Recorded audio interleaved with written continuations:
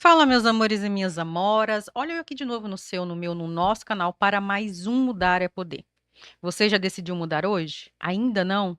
Fica até o final desse vídeo que eu tenho a convicção que vai despertar algo aí dentro de você que precisa e necessita ser mudado. Vocês aqui também, ok? Se você não me conhece, eu sou Darlene Silva, psicanalista clínica. Sou apresentadora aqui desse podcast com muito prazer e muita alegria no coração. Hoje eu tô com uma convidada belíssima aqui. Muito feliz, gente, porque eu nunca tive o privilégio de ter uma psicanalista clínica também como eu, do mesmo instituto que eu me formei. Eu falo tanto dele aqui, né?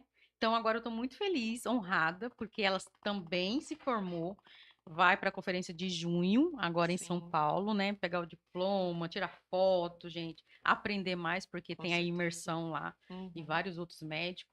E é sobre isso. E ela veio dar um depoimento, um testemunho aqui da vida dela, num assunto bem, como que não é polêmico, mas é doloroso, Sim, né? Tem um ponto polêmico, dependendo do ângulo, né? sim, Mas ela está aqui para dar esse depoimento e eu tenho certeza que vai mexer aí com você. Se você já viveu, ou se você já ouviu ou já presenciou alguém que está passando por isso, você já vai tacar o dedão aí, ó, e compartilhar esse vídeo para essa pessoa, para ajudar essa pessoa. isso mesmo. Né, Juliana? Uhum. Eu tô com a Juliana Teixeira.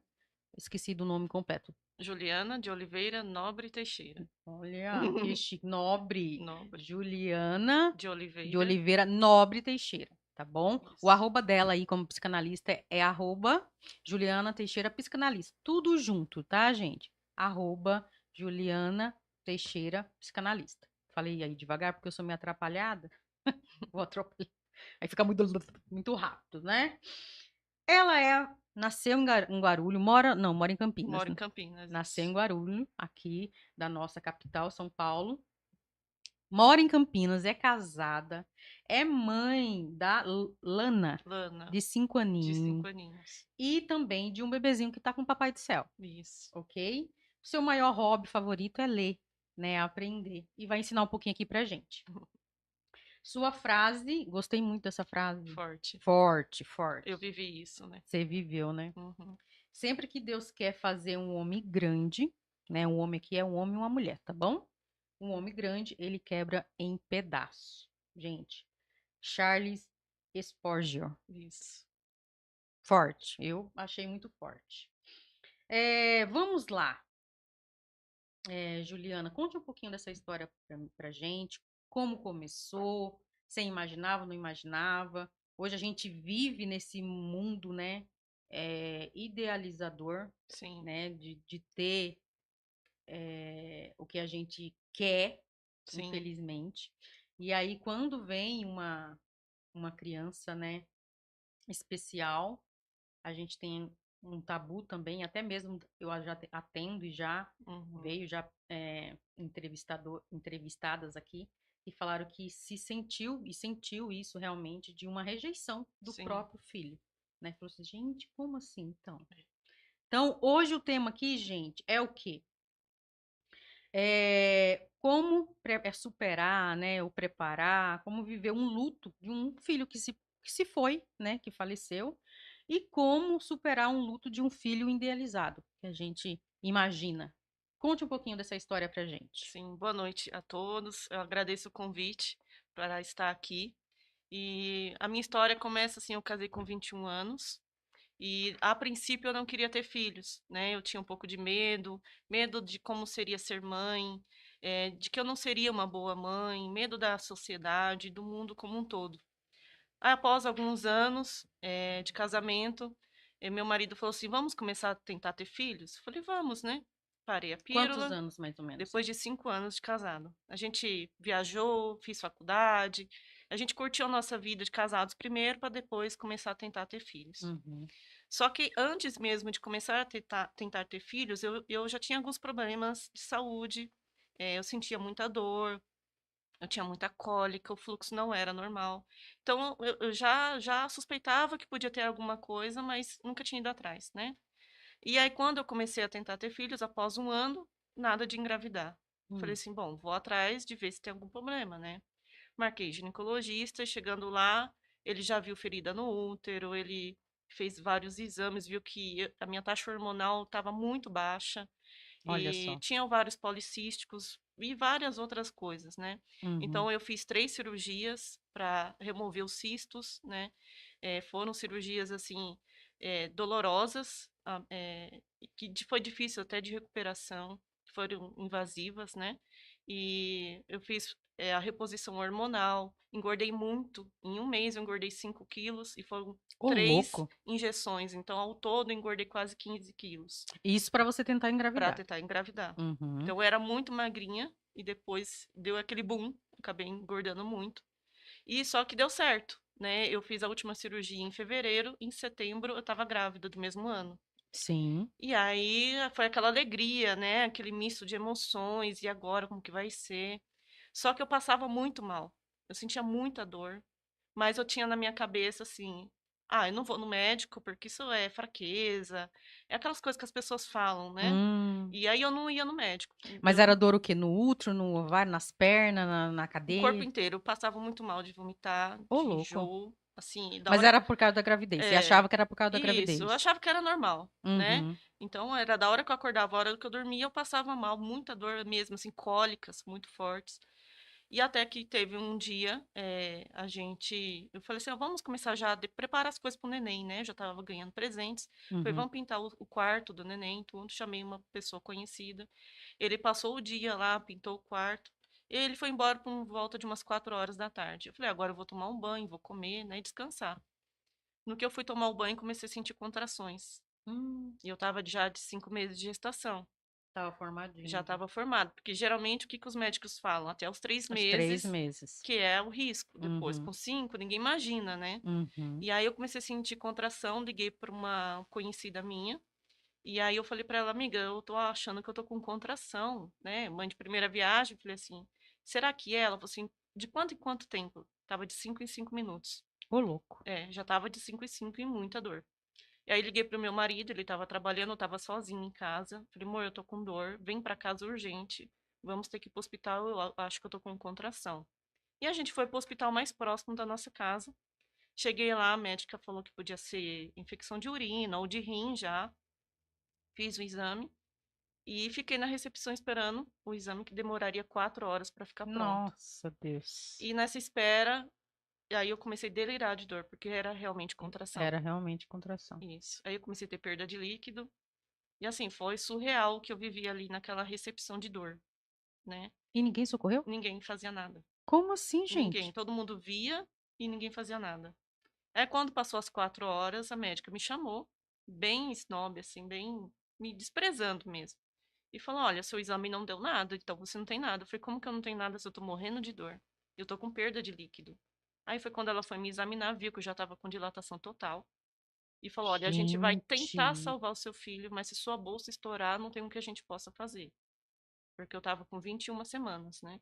E o bebê não tinha o peso suficiente para ficar entubado, não sei o quê, segundo o que eles falaram, né.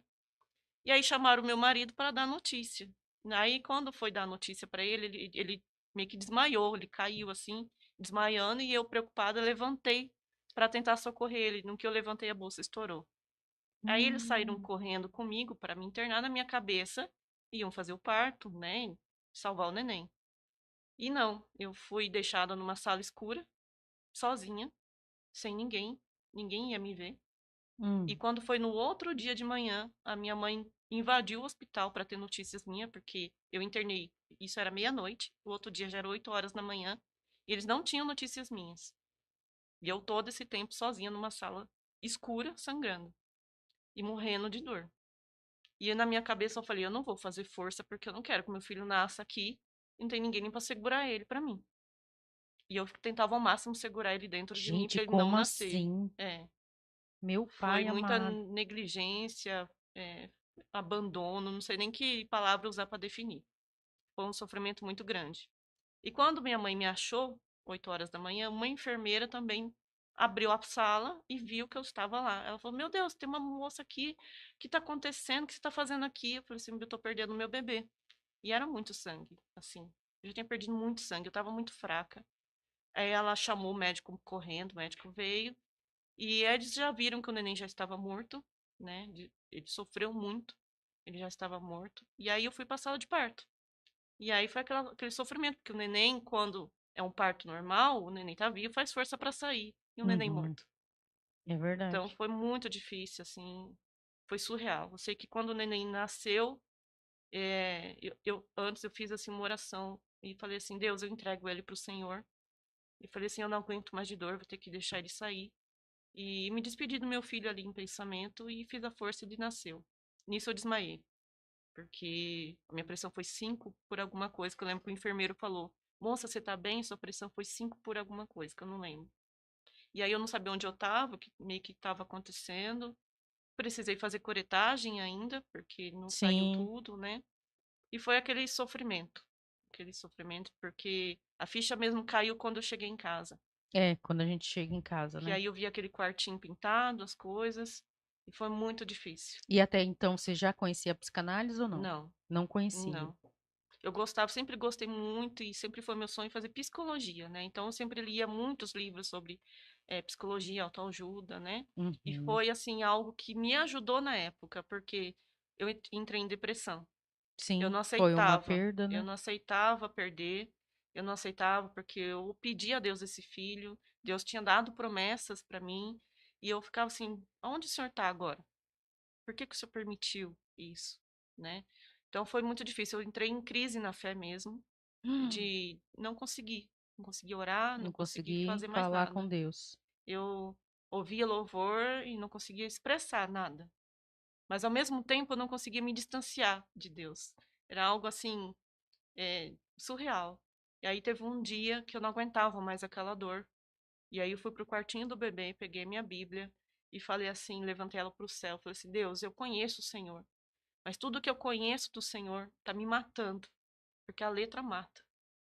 Nossa, Mas forte, eu hein? preciso do teu espírito agora. E eu falei assim, eu sou a Juliana e o Senhor, quem é? Nossa, você fez essa Eu fiz oração. essa oração. E foi ali que parece que o céu se abriu novamente para mim. E eu comecei a conhecer Deus de uma forma que eu não conhecia. Deus começou a se apresentar para mim como o pai, o amigo, aquele companheiro próximo que eu podia ser eu de verdade diante dele. Porque antes eu me entregava a Deus com reservas, mas depois disso eu me entreguei por completo. Eu falei assim, Deus, todas as áreas que estão machucadas, feridas, sabe o quartinho bagunçado? Falei, entra aqui, entra aqui. E aí foi ali que eu tive um momento assim, a partir dali, né, que eu comecei a ter um encontro real verdadeiro com Deus. Eu falo que tem um antes e depois da Ju, dessa situação, de todo esse processo. Mas eu ainda passei um longo tempo sofrendo, um longo tempo com uma tristeza profunda dentro de mim, apesar de ter tido esse Dani, encontro com pega um lanchinho Deus, pra mim, por favor, se tiver. mas eu sofri muito. Eu não tinha vontade de sair pra rua, eu não tinha vontade de pôr uma calça jeans. Eu lembro que a primeira vez que eu pus uma calça jeans eu sofri demais. Porque eu ficava assim, não era pra mim estar usando uma calça jeans, era pra mim estar de vestido, com o meu barrigão crescendo. Né? Então foi muito difícil eu ir para a igreja de novo e as pessoas perguntarem. Eu lembro que a primeira vez que eu fui, as pessoas não sabiam. E as pessoas, ai, o bebê como que tá aqui? E colocavam a mão na minha barriga. E eu Hum, afastava elas assim, não me toquem, né? Não tem mais bebê aqui. Então foi muito difícil. meu Eu Deus. fiquei, eu acho que 3 meses sem frequentar a igreja, porque eu não conseguia. Por causa disso, né? É, louvores agitados era como água com vinagre, assim, para mim. Era uma tortura, né? Sim. Porque minha igreja é agitada, é alegre, né? Então essa Uhum. parte dos louvores me machucavam demais. E aí eu tive que ser muito assim forte mesmo para voltar à minha rotina, voltar a trabalhar, voltar a viver, né? E mas eu me agarrei a Deus, falei assim, Deus, para onde eu me irei do teu espírito? Só o Senhor tem as palavras de vida eterna. Se eu sem o Senhor não sei o que vai ser de mim. Então cuida de mim. E assim foi passando os meses, né? E quando o bebê nasceu, ele foi ser examinado e tudo mais. E foi dada uma hipótese para o que aconteceu para mim perder ele, né? E foi dada uma hipótese de que eu tinha um problema no útero, se chama insuficiência istmo cervical. E eu fui ver o que, que era isso, né? Entrei em vários grupos no Obrigada, Dani. Facebook e fui estudar. Comecei a estudar o que, que era isso. Falei assim, será que eu tenho isso, né? Só que você só tem certeza se você tem isso após uma perda E na próxima gestação, você tem que ter um acompanhamento de alto risco, E você né? autorizou? Porque tem que ter autorização Sim, dos pais, né? sim, autorizei, porque eu queria saber, eu queria respostas, Sim. né? Porque eu tava de 5 meses, tava teoricamente tudo bem, né? Uhum. E aí ficou essa hipótese, não era certeza, mas me avisaram que se eu engravidasse novamente, tinha que, assim que soubesse, ir pro médico, fazer acompanhamento para ver se eu tinha isso mesmo. E aí passou um ano, meu marido um dia de madrugada, ele orou, Deus, eu estava desempregada nessa época. Ele orou assim, Deus, ou o Senhor dá um emprego para Ju mês que vem, ou o Senhor abençoa que ela engravida. Eu fiquei revoltada, eu falei, que oração é essa? Eu estava sofrendo ainda e ele fez essa oração. Isso de madrugada, ele nem sabia que eu tinha ouvido. Hum. Aí eu, E imediato você já corrigiu ele. não, não falei Deixou ele nada. falar e Falei assim, depois né? Não você vou ficou falar. nos seus pensamentos. Fiquei assim, indignada e falei, não, Uhum. imagina, né? Aí, passado uns dias depois, a minha pílula sempre ficava em cima do micro-ondas, para mim não esquecer, porque eu não queria mais engravidar. Uhum. E aí eu já tinha ouvido essa oração do meu marido. E aí um dia eu fui tomar a pílula, escutei uma voz muito nítida. Para de tomar a pílula, você tá me impedindo de te abençoar. Eu falei, tô ficando maluca. Tomei a pílula e segui a vida. No outro dia, fui tomar a pílula de novo, eu escutei a mesma voz. Não acredito. Para de tomar a pílula, você tá me impedindo de te abençoar. Eu sabia que era o Senhor. Ele estava falando, eu quero te dar um filho e você tá me impedindo. Hum. Eu falei, Deus, você não vai fazer isso comigo. Eu não tô bem ainda, eu não quero. Mas eu aprendi a ser muito obediente a Deus. Eu falei assim, então o Senhor me dá uma palavra. Eu só vou parar se o Senhor me der uma palavra. E essa palavra eu vou me agarrar a ela. E se acontecer alguma coisa, eu abandono o Senhor. Eu falei desse jeito com Deus. E foi quando eu fui para a Bíblia. E um dia saiu em Isaías, eu não lembro se é 60, que fala: E nunca mais morrerão crianças de poucos dias. Hum. Eu não tinha dúvidas que era Deus falando comigo. Que lindo. Aí eu parei de tomar a pílula e vida que segue. Eu ainda não acreditava que seria rápido, porque eu tive que fazer todo um tratamento, Sim. né? E eles aconselham, né? Quando eu já tive um aborto, e eles Uhum, aconselham, mãezinha, no mínimo aí de repouso, né, nas relações sexuais, de seis isso, meses a um ano, isso. tá? Para amadurecer o útero, para limpar, para tudo. Uhum, Então é de 6 meses a um ano. isso. E fazia um ano, exato, que o bebê tinha Uhum. ido para o céu, né? E, e aí fui seguindo a vida. Um mês depois, eu comecei a fazer pão para vender e vendia muito. E teve um dia que eu tava com muita encomenda, muita mesmo. Eu levantei 6 horas da manhã e tinha encomenda pro dia todo. Aí Uhum. me ligaram. Juliana, tal, da empresa tal, entrevista 3 horas da tarde, você aceita? Aceito. Liguei para meu marido feliz da vida. Falei, olha, emprego, né? Lembrei da oração dele. Deus mandou emprego. Na hora que eu desliguei o telefone, escutei aquela mesma voz, dizendo: Você não vai para a entrevista. Você está grávida. Você vai pegar os R$ 20 que você acabou de receber, vai na farmácia comprar um teste. Você vai fazer o teste e você vai ver que você está grávida.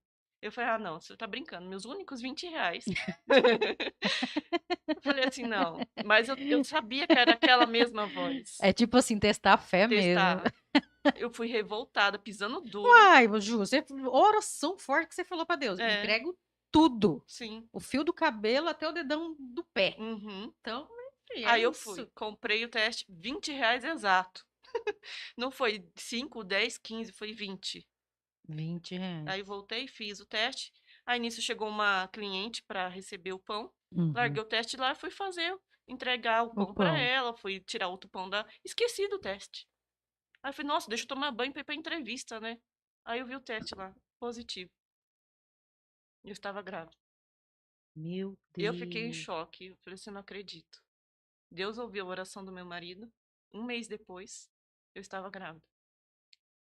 E aí eu liguei pra ele, não consegui fazer surpresa, não consegui pensar em Nada, nada, porque você só queria extravasar, né? né? Tava Liguei pra ele, feliz. falei, você não acredita, e contei tudo pra ele. Ele, sério? Ele ficou em choque do outro lado, né? A gente faz umas oração, né? E aí, quando acontece um milagre, a gente fica duvidando. Uhum. Como que pode, Como que né? pode, né? E aí? Aí ele Aí, também não acreditou. Será que é verdade? é, Faz outro. Pediu pra fazer outro. não, Não? ele acreditou mesmo. Aí, Hum. no outro dia eu paguei, fiz um de sangue, porque eu falei, não é possível. E aí deu Muito positivo, rápido, né? né? Deu positivo. Uhum. Aí eu fui no posto de saúde, falei, olha, já tive um problema anterior, levei todos os papéis, os exames do outro bebê, da outra gravidez, né? E aí já me encaminharam para o alto risco. Só que aí nos primeiros exames que eu fiz, deu diabetes gestacional. Logo no Hum, primeiro exame. Aí a médica falou: olha, você vai mesmo pro alto risco de qualquer forma, porque deu alto, e começou a me assustar, falando o que podia é, acontecer com o eles bebê. assustam a gente. Nossa, eu cheguei na casa da minha mãe tremendo, eu falei assim: meu Deus do céu, meu filho vai cozinhar dentro de mim, né? Uhum. E aí a minha mãe, calma, vai dar tudo certo e Tem tal. médicos e médicos, minha É. filha. Ô, E aí eu fui Jesus. para essa médica do alto risco e falei para ela: olha, eu vim aqui porque deu um pouco alterado, né? O exame de glicemia e tal. Aí, e contei o que eu já tinha perdido o bebê e tudo mais. Ela, quantas semanas você está? E demorou, porque eu fui pro alto risco, eu já tava de 16 semanas. Aí ela falou assim: você já fez a cerclagem? Eu não. O que é cerclagem? Cerclagem é uma cirurgia que você faz grávida para costurar o útero, amarrar o útero, Como teoricamente assim, falando, né? gente? Assim, popularmente falando, né? É para que você não dilate antes do Antes do tempo, tempo. né? Uhum. Porque o que acontece com essa insuficiência íntimo cervical? Conforme o bebê vai ganhando peso, o útero Outro vai. entende que está na hora do bebê E vai nascer dilatando. e vai dilatando, Uhum. né? E aí ela falou assim: você tem que fazer essa cirurgia para ontem. E aí eu fui fazer a ultrassom, eu já estava com dilatação de 2 dedos. Não acredito. Sim. E aí ela foi de urgência, eu fiz com 18 semanas a cirurgia, correndo um sério risco da bolsa Da estourar, bolsa estourar. né? Mas deu tudo certo, graças a Deus, e repouso absoluto. E tomando hormônio para conseguir Pra segurar o segurar. bebê. Então foi assim, repouso, hormônio, a gravidez toda. Só que aí quando foi com 21 semanas, fui fazer a morfológica, a médica falou: posso dar uma olhadinha lá nos seus pontos e tal? Eu falei: pode. Ela falou assim: Juliana, você tá com dilatação? Eu falei: mais? Ela, você tá com 5 meses de dilatação. Você vai internar agora, porque De senão novo você teve que fazer cirurgia. Ela não, ela falou assim: você tá pra entrar em trabalho de parto e você não tá sentindo nada. 5 dedos de dilatação, geralmente você já tá sentindo dor. E eu não Sim. tava sentindo nada. E aí eu fui dali já direto pra maternidade de Campinas, fui internada, e eles falaram: você só sai daqui com sua filha nos braços. E você tava com quanto tempo? Eu já tava com 5 meses de novo. 5 meses de novo. E o Sim. medo? E E o o medo? gatilho? Nossa.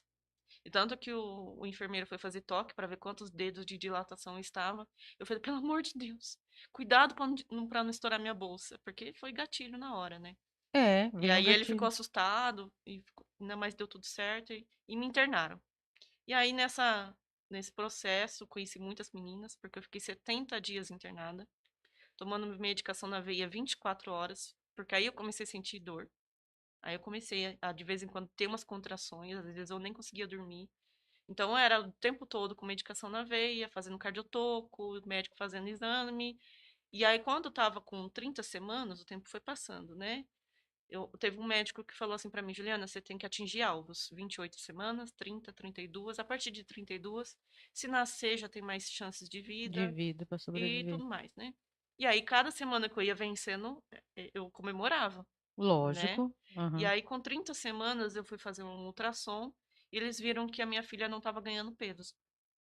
Porque assim, eu não conseguia comer no hospital, passava muito mal, só com o cheiro da comida eu passava mal. Uhum. E eu não conseguia comer, não conseguia. Né? Começaram a permitir que meus familiares levassem coisas A para mim comer. comida. E Uhum. aí eu comecei a comer coisas que eles traziam. E aí foi aí que aos pouquinhos, de 50 em 50 gramas, ela foi engordando.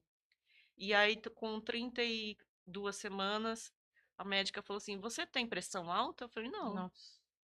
Então foi Jeová assim, da glória. aqueles turbilhões de Tipo emoções, assim, né? tudo que pode piorar, pioreia. É. Aí ela Pioreia. falou assim: não, porque assim, tá, tem uma alteração aqui, sua filha tá com o percentil muito baixo, não sei o quê, eu não posso te dar alta dessa forma. E eu fiquei, meu Deus. E assim, cada semana, cada vez que eu fazia exame, era uma coisa, né?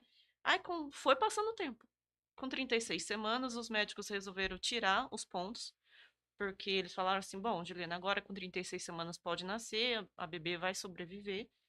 Ela estava muito abaixo do peso, mas eles falaram: ela sobrevive, vai dar tudo certo, talvez ela fique na incubadora, na UTI, mas vai dar tudo certo. E aí, com 36 semanas, fui para tirar os pontos. Só que de 2 pontos que eu tinha feito, só tinha um. o outro já tinha sumido. Até hoje ninguém sabe onde foi parar esses pontos, Tá esse com outro. Jesus. É. E aí, eles, na cabeça deles, ia tirar o ponto e a bebê já ia sair. Só que não. Só que não. Eita, a Lana Aí, queria ficar. queria ficar na barriga, tava bom. Aí Não ela começou a acredito. gostar da barriga, né?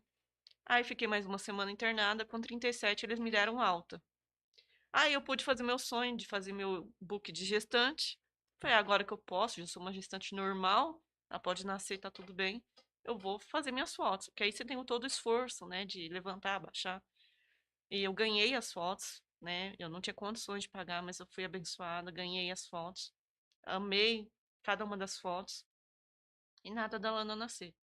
Eu ia a cada 3 dias na maternidade fazer exames e nada. Eles, vamos deixar. Fazia ultrassom e ela tava lá, Tava lá, dormindo, chorando, abaixo do peso, mas tava mas lá. tava bem. Hum. E eles falavam, quanto mais ela ficar na barriga, mais peso ela ganha, aí não precisa ficar na incubadora, né? Falei, tá bom. Aí com 39 semanas, no dia que eu fiz 39 semanas, eu fui fazer os exames novamente. E a médica falou, Juliana, deu alterações nos exames, seu parto vai ser hoje. Nós vamos tentar o mais rápido possível. Troca sua roupa, o marido faz internação. Meu marido ficou branco, tipo, o que que tá acontecendo? E era o dia do aniversário dele. Hum. Eu falei, nossa, não acredito, ela vai nascer no dia do aniversário dele, né? E aí ele fez a internação, tudo o parto estava previsto para as 4 horas, foi antecipado para as 2. E ela nasceu, roxa. Não chorou, Passou do tempo? passou do tempo. Ela Não estava em acredito. sofrimento fetal. E ela nasceu roxa, roxa, roxa, e não chorou. Ficou aquele silêncio. Não Eu comecei a acredito. entrar em desespero. Falei, por que que ela não tá chorando? Por que que ela não tá chorando?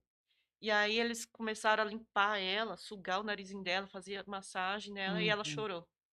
Aí deu aquele alívio. Ufa, Ufa. tá Aí eles viva. fizeram todos os exames que eram necessários, viu que ela estava bem, e ela foi comigo pro quarto. Não precisou ir pra UTI, nada. Ficou bem. Ela estava magrinha, 2,300, mas eles, a partir de 2 quilos, pode ficar com a mãe, né, junto. Uhum. E aí a gente foi pra casa. Depois de 3 dias, fomos pra casa. E confesso pra você que não foi fácil, porque eu não me sentia mãe. Por quê? Eu não conseguia ter elo com ela. Eu olhava pra ela e ficava, essa menina é minha mesmo? Eu, Porque não tinha caído o cartão que ela tinha nascido. Na verdade, porque eu ainda estava sofrendo muito pelo outro Pelo filho. outro filho. E aí teve um dia que eu peguei ela no colo, assim, eu tenho essa imagem nítida, assim. E eu falei assim, eu não tenho como ser mãe dela, da forma que eu estou. Eu não conseguia parar de pensar no outro bebê. Eu ficava com ela no colo, imaginando como seria se ele tivesse ali. Como teria sido viver isso com ele. E aí eu percebi que eu ia Nossa. sangrar em cima da minha filha. Aí, passado com 1 ano e 3 meses, a situação financeira apertou, né? E aí o meu marido e eu e ele a gente conversou, eu falei, vou voltar a trabalhar. Minha mãe ficou com ela para mim poder trabalhar. E aí no trabalho eu conheci uma amiga, contei minha história para ela, ela falou assim, Ju, você precisa de terapia. Só que eu tinha um preconceito religioso com terapia. Hum. E eu fiquei, terapia, terapia. Ela falou assim, você precisa. Ela foi bem séria e dura assim comigo, Sua amiga. minha amiga, de trabalho assim, né? Uhum. Colega de trabalho. Ela fazia terapia e me indicou e eu fui atrás da terapia. E a terapia foi no mesmo hospital que eu perdi meu bebê. Nossa, mais outro gatilho. Então foi muito difícil pisar naquela calçada, porque depois eu nunca mais tinha passado nem na frente do hospital. Mas por que que ela atendia logo no hospital? Porque era gratuito, né? Era a PUC que dava a Ah, tá, terapia. Então entendi. eu fui, me inscrevi, consegui a terapia. E foi muito difícil ir para aquele lugar de novo. Mas foi necessário e foi libertador. Falar da minha dor, expor todas as lembranças, os pensamentos, as minhas dores, porque eu falei assim, eu não posso sangrar em cima da minha filha, eu preciso de cura para ser uma boa mãe para ela. Sim. E depois de 6 meses que eu fiz a terapia, Deus falou assim para mim, agora acabou, você tá livre. E aí a dor saiu. Só que eu não sabia viver sem a dor. Aí você caçava a dor de novo. E eu ficava assim, e agora? Eu não sentia mais a dor, mas não sabia o que fazer. Eu não conseguia sorrir, eu não conseguia desfrutar da vida da minha filha, eu não conseguia. E você já tinha o diagnóstico da Lana? Ainda não. Só que a gente já estava observando que ela era diferente, né? Ela mudou, de repente. Ela comia de tudo, parou de comer. Falou papai com 11 meses, depois não falava mais nada. E ela Oxi. foi regredindo. Ela falava até 11 meses, depois ela foi regredindo. Foi regredindo. Ela regrediu. Tudo que ela fazia, ela parou de fazer. E aí, então, depois disso, minha mãe começou a falar, Ju, ela tem alguma coisa, vai atrás. E eu não aceitava. Por mais que eu já tinha buscado informações na internet e tudo, eu não aceitava. Eu ficava, não é possível que Deus está fazendo isso comigo. Eu já perdi um filho, eu busquei terapia, me curei para ser uma boa mãe para Pra minha ajudá-la. filha, e agora eu vou ter essa notícia de que eu sou uma mãe atípica? Foi Deus, o Senhor não está fazendo isso comigo. E aí? E aí eu fui vendo que ela foi regredindo, regredindo, ela ficou assim, um corpo estranho ali. Ela não respondia quando a gente chamava, ela ficava no mundo dela isolada ali, ela era um corpo. E aquilo doía demais na minha alma. Eu fui atrás. Falei assim, tá bom, Deus, eu vou atrás, vamos ver. Falava com o pediatra, ela é bebê pandemia. Falava com, fui em outro. Aí eu comecei a não aceitar eles falarem isso pra mim. Ela é um bebê pandemia. Aí ela, você mima demais ela, por isso que ela é Ah, assim. Ela é bebê meu Deus. apartamento. Você Tem precisa. essa também, bebê É, apartamento, ela gente. precisa ir pra escola, mas eu não tinha conseguido vaga. E aí começou aquela. Falei, isso não é possível. Aí fui pesquisando na internet até que e achei uma informação que eu tinha que procurar um neuropediatra. É sempre. Gente, mãe atípica vai no neuro primeiro, tá? Depois vem a Isso, parte, né, da terapia, psicanálise, fisioterapia, dependendo do isso, caso de cada criança. isso. Aí Ah, eu fui no neuro, já saí de lá com o diagnóstico dela. olha Ele aí. fez várias perguntas, observou o jeito dela e já saí com o diagnóstico. Mas foi muito difícil, Mais outro luto. outro luto, porque era o filho idealizado que eu estava perdendo. Eu tinha os sonhos, da minha filha falar, comer, interagir com outras crianças, brincar. E a minha filha não fazia nada disso. Nada. Então foi muito difícil para mim aceitar o diagnóstico. Eu comecei a ter dó de mim mesma, Você voltou pra terapia. e aí eu voltei para terapia. Tive Tá que. entendendo como é bom? Você É, já sabe o caminho das pedras, você volta. é, Vai. E aí foi todo esse trabalhar de terapia, de Deus falar comigo e eu aceitar. Com o tempo fui aceitei. Foi assim, não tenho o que fazer. Eu tenho que ir à luta. A minha filha ela precisa de terapias, então eu vou à luta. Só que aí foi um processo de briga com o médico, né? Porque o médico falava, mesmo o neuro dando o diagnóstico, o neuro não dava terapias necessárias para minha filha. Que ela tinha que fazer A tudo. meia hora de fono e não fazia efeito nenhum. Meia hora de TO e não fazia efeito nenhum. Aí eu fui pesquisando, pesquisando, descobri que tem a terapia ABA, que é uma terapia intensiva. Eu falei, doutor, eu quero que a minha filha faça terapia ABA. Eu sei que ele fez assim, ó, contra a vontade dele, mas Mas, fez. deixa eu fazer a cara que É, fizer, gente. A gente tem um diagnóstico ali, ó, a receita que a gente precisa pra evoluir o nosso filho, e é o que é sim. importante. Aí eu fui atrás, consegui uma clínica, ela começou a fazer terapia e começou a evoluir. Ela começou a brincar, ela voltou a balbuciar, né? Porque ela ficou muda, literalmente muda. Aí ela começou a balbuciar, voltou a comer, voltou a brincar, só que aí ela brincava de forma diferente, enfileirando tudo, tudo ela enfileirava. Então, Uhum. assim, ela se encaixava 100% em todas as características de uma criança autista, né? E nada de interação. Ela não interagia, ela não olhava nos olhos, né? Então foi muito difícil. Eu tenho até vídeos, né? Eu sempre gravei muito, tirei muita foto. O celular tá lotado já, Ah, eu né? podia ter pedido, né, pra você, pelo menos um videozinho, né? A gente Uhum. colocava um. E era muito Mas difícil. Eu enfim. falava com ela, ela não respondia, ela não olhava nos olhos. Mas a gente foi fazendo as terapias. Hoje minha filha tá com 5 anos, começou a falar faz 6 meses. Olha que E ela benção. fala mamãe, papai, diz que tá o dodói, onde tá dodói.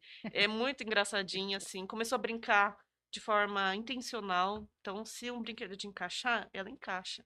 Ela não enfileira mais. Aham. Começou a brincar com boneca, com ursinho. Ela começou a pular amarelinha, andar de bicicleta, coisa que o pessoal falou pra mim. Autistas não sabem pedalar. Hum, Aham. tá. Então, eu peguei assim, tudo que dizem que a minha filha não pode. Ah, é? Então vamos. E eu lá em cima. É E aí ela isso. aprendeu a pedalar, a chutar bola, a pular amarelinha. E ela tá cada dia mais evoluindo. E ela é a nossa alegria, é a nossa razão de viver. E eu não sei mais o que seria de mim sem ela. E aquela dor se transformou em alegria e propósito. Porque aí, a partir daí, nasceu o meu ministério, nasceu o meu propósito de vida. Porque como eu fui abençoada através da terapia, fui curada do luto, né, tanto do filho que se foi quanto do filho idealizado, eu comecei a entender que eu precisava ajudar outras Outras mães mães. que sofriam e sofrem com quando recebem um laudo ou quando um filho parte, né? Seja o filho com poucas semanas de gestação, Uhum. porque já é uma vida, não Sim, importa quantas semanas são de com gestação, certeza. Já é ou se é mãe, um já. filho adulto, Uhum. né? Porque o natural é uma mãe, é um filho enterrar uma mãe, não uma mãe enterrar um Enterrar filho. um filho. Então, eu falei assim, Deus, eu entendi que das minhas dores cicatrizadas nasceria remédio para outras mulheres. Então, eu comecei a trabalhar, né, fiz a psicanálise, conheci a doutora Ângela no Instagram. Eu falei, é isso que eu quero, né? Eu falei assim, eu quero poder ajudar verdadeiramente com conhecimento científico, mais a fé, Mais a fé. outras mulheres. Assim como eu venci a depressão, venci o luto, venci o diagnóstico, né? Eu ajudar outras mulheres. Então nasceu esse ano, né? Nasceu esse ano o grupo Esperança Atípica, um grupo no WhatsApp onde nós acolhemos mães atípicas, mães cristãs, Olha que legal. e ali a gente compartilha, elas compartilham os dilemas diários delas, né? Eu Uhum. faço encontros com elas também, onde eu vou dando amparo emocional para elas, né? E está sendo muito lindo o que Deus está fazendo no nosso meio. E, e aí, um dia, Deus me surpreendeu. Uma moça entrou em contato comigo, querendo terapia, e eu, tá bom, pode preenche para mim a ficha, né, de amnésia e tal. Quando eu fui atender ela, autista. Uma moça adulta autista. Autista. Eu sei que eu atendi a ela o primeiro dia, e quando terminou eu chorei muito, porque eu fiquei imaginando, vendo o que ela passa, se a minha filha vai passar por aquilo tudo, né? Eu fiquei, meu Deus, o que o senhor tá fazendo comigo? De novo, Ele tá né? te curando, amiga. Pode ficar tranquila. E aí eu falei assim, Tá te Deus, curando e não vai acontecer isso. é, Pode ficar tranquila. Vai te curar, vai te dar ferramenta, vai uhum, te dar conhecimento sim, para você saber lidar. sim, É a sua frase. uhum, É moer em pedaços. moendo pedaços. E acabou. Já acabou aqui, gente. Acabou. Tem que vir aqui novamente. Gente, eu vou pegar o WhatsApp delas, tá bom? Eu tenho um grupo, a Caliandra aqui da cidade, viu, Caliandra? Altamente Teia. Eu vou colocar aí no grupo de vocês o WhatsApp dela, o grupo também, para vocês pedir ajuda, tá bom? Terapêutica. Então, ela tem essa bagagem aí, tem, né, as ferramentas do conhecimento, a fé, né? Mas tem também a dor que ela viveu. Sim. Então, nada mais, né? Mais do que experiência. Não tenho, eu não, eu tenho a bagagem. É o Eu conhecimento, sei na pele. o teórico é Eu uma sei o que você coisa, está né? passando, entendeu? É É, diferente aí só a teoria do que não ter a experiência. Tem os sim, dois. tem os Então dois. é isso. Tá bom, gente? Gente, mandem pergunta no store anterior. Vai lá no na minha bio e vai no meu store. Eu montei uma caixinha de pergunta para ela. Todas as perguntas que você fizer lá, eu vou dirigir para ela. Tá bom? Beijo para vocês. Uma frase, fora essa, para as mães atípicas. O autismo não é o fim, apenas uma vírgula. Segura. Segurou aí? Segurou, YouTube? É sobre isso. O autismo não é o fim. É só uma vírgula. E tudo que falaram é tudo ao contrário. Com certeza. E Deus nunca escreve por linha torta. É sempre por linhas certas. Ok? Mudar é poder. Até mais, gente.